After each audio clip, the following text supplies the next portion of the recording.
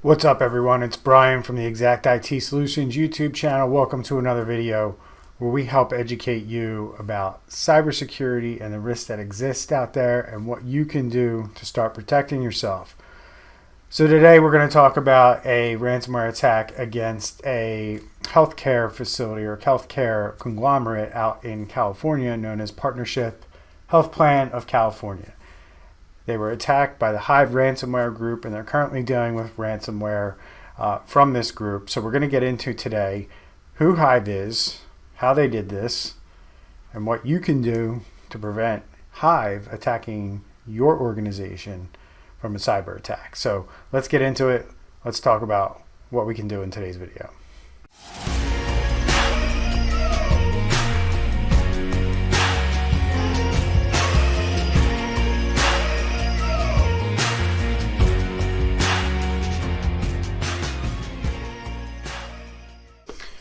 All right, guys, so Hive Ransomware Group, they've been around for a little while, probably close to a year now. The FBI highlighted these guys, I think it was back in July or so of 2021. I'm going to get into that a little bit today. But we have another big organization that this group has hit, Partnership HealthPlan of California, and it's a nonprofit that helps hundreds of thousands of people access healthcare in California. Now the problem here is that the organization is one of the largest Medi-Cal managed care plan providers in Northern California, and it serves about 610,000 Medi-Cal beneficiaries in 14 California counties. So this is a pretty big organization that got attacked, and you can probably imagine the amount of data that they have.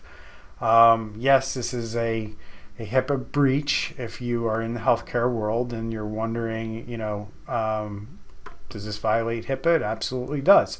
When criminal actors get access to your network, whether they deploy ransomware or not, is a reportable breach under HIPAA.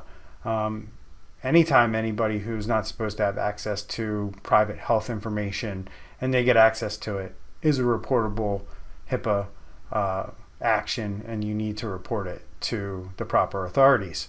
So the article I have here states that it's unclear when the attack began, and Partnership HealthPlan of California is currently unable to respond to requests for comment.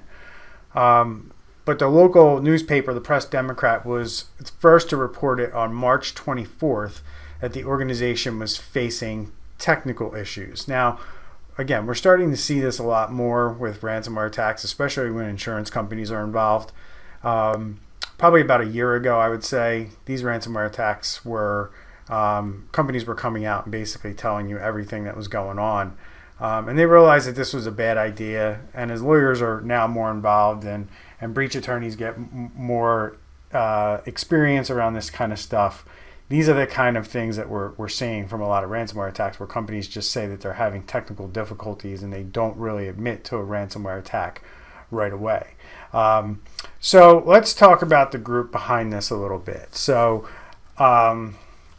this group Hive is out there claiming they're leaking information on the dark web, or at least they were, and then I think they removed it from their dark web leak site about this attack, probably because once the lawyers got involved and started negotiating, that was one of the stipulations, so to speak, is that remove this and we'll negotiate. But they claim those stolen 400 gigabytes of data from this organization. And it said that the ransomware gang said it encrypted the organization's systems on March 19th, but only added them to the leak site on March 29th. So let's talk about Hive a little bit, and let's talk about how they get into your network, and let's talk about what are things that you can look for about with this group. So number one, you're typically going to see this group, they are ransomware as a service group, which I've talked about a lot on this channel, where they find affiliates and work with affiliates who gain access to the networks.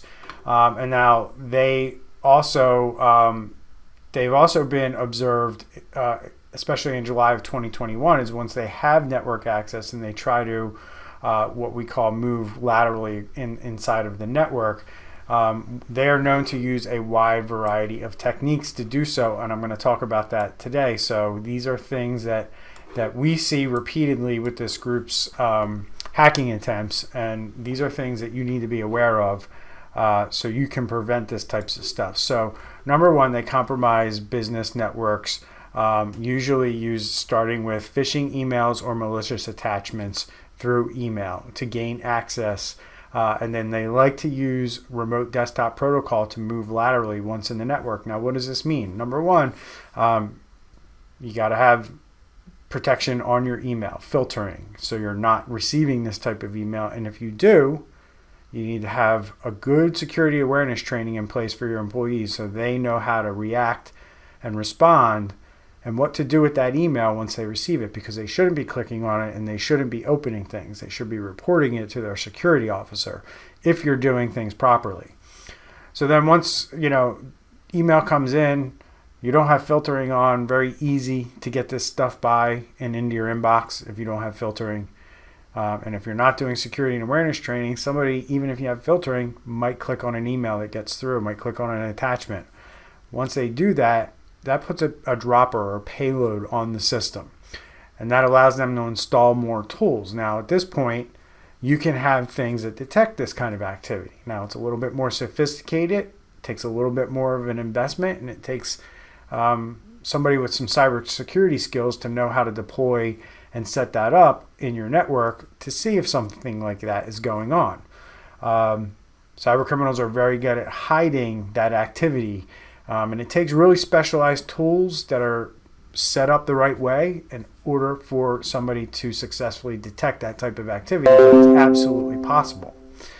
The other thing is that you need to make sure that you have your remote desktop protocol turned off completely, because once they have this payload or dropper and then they start to install their tools, they like to get across the network various different ways. And one of the common things that we see is we see businesses that leave remote desktop protocol open or enabled on their computer systems. Now, you might be thinking to yourself, no, we already took care of this. Right. Well, there's two different things here at play.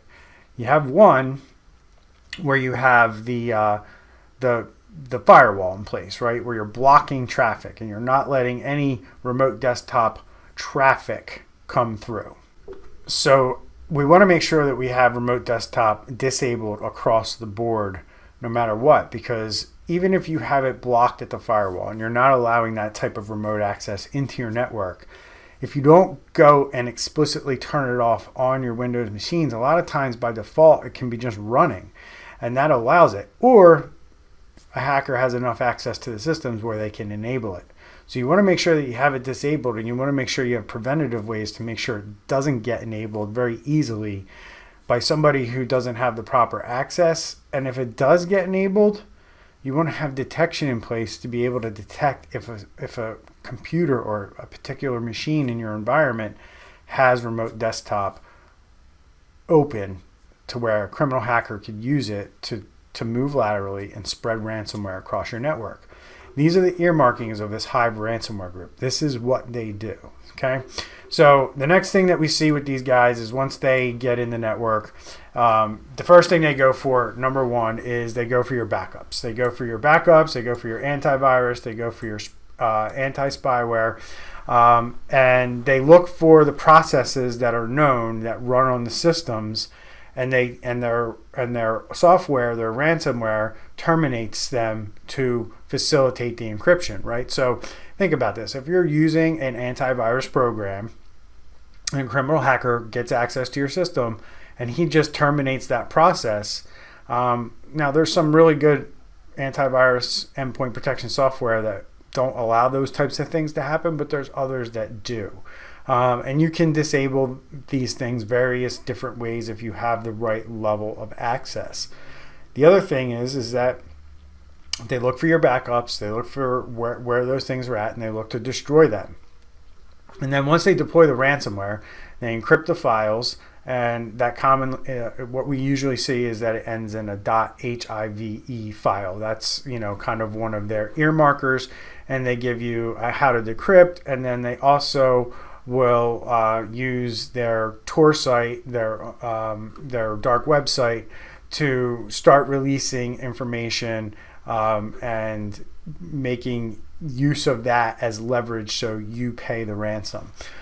This isn't uncommon with ransomware groups, but this is one of their indicators of compromise, is that you're basically are probably already going to be on their dark web leak site before you even have a problem. So there's a ton of files that run in the FBI bulletin that went out that you can find out what they are, and you can set up monitoring inside your network for these types of files and make sure that you don't have anything like this ever running, and if it does, it can get shut down. But there's a lot of things. There's a lot of things that this group that does. They have a ransomware note, which they will give you, and to go to a chat site where you have a login and password to get the negotiations going and start talking to these guys. But at the end of the day, we want to make sure that we're doing the things that I laid out in this video, because we don't want companies having to pay the ransom, right? So if we're doing all the things that we know Hive likes to take advantage of, and we're protecting those things from, antivirus being easily disabled, having RDP ports shut down, making sure that our backups are segregated from the network so that if they are on a computer in your network, they can't easily get to your backups, because these are all the things that they're looking for. And if we know what they're looking for, and we know how to segregate or separate or harden, it's a smarter play than not doing anything at all, because these guys are, once they get in, they're going to go for it, they're going to get it, and they're going to make your recovery process a lot more painful and a lot more costly once they know that they have all this leverage over your head. So that's it for today, folks. We have this Partnership HealthPlan of California under a ransomware attack by the Hive ransomware group. Pretty big deal. I hope healthcare organizations out there start doing more around cybersecurity, along with all other businesses. Check out my book. There's a link in the description. And remember to like and subscribe to the channel. So, see you in the next video. Take care, everyone.